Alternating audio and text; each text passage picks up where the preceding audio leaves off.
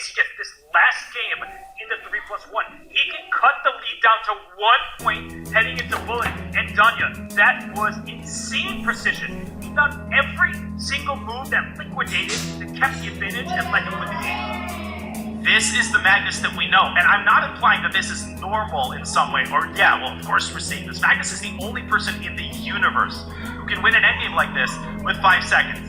And he has been winning endgames like this throughout the whole SCC, and they're repeating this again?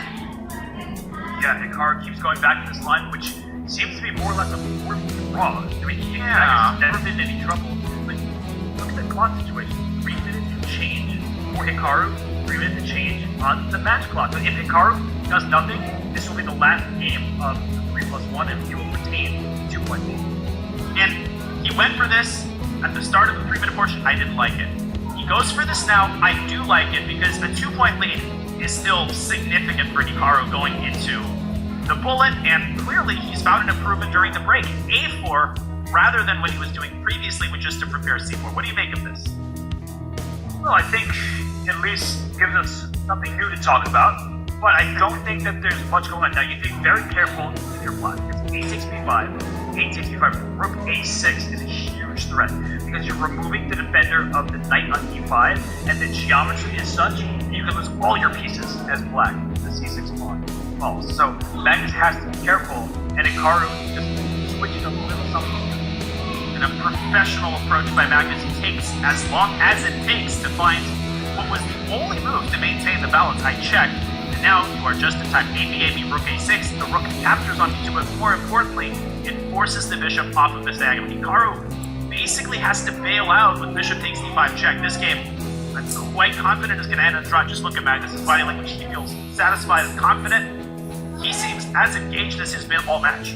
Or, yeah, no, it really is, and if you're taking any unnecessary risk, I know you're probably displeased that you had a 4-point lead, now it's down to 2, and you're playing Magnus Carlsen, who can beat anybody at any time. Right? Once he turns on the jets, you may never look back.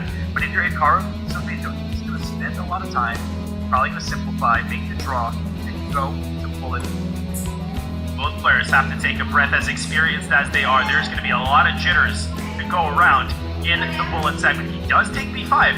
How exactly do you bail out without losing a pawn here? Because Rook takes B2, Robert. And after Rook B3, don't go Rook D3 and allow B4. Move your king or move your F1. This is a draw.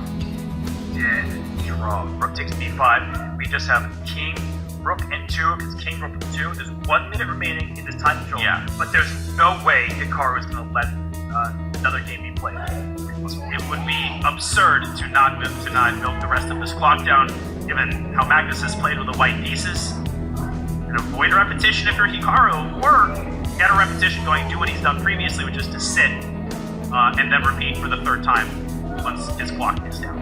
Oh, I thought that's what you were going to do. I thought you were saying do what he did previously and win a rook. Get like did against the Elsar. We had almost this exact structure. He was on the black side of it, and D-Hall got himself skewered. I will never forget that moment from that match. Wow, we are going to have a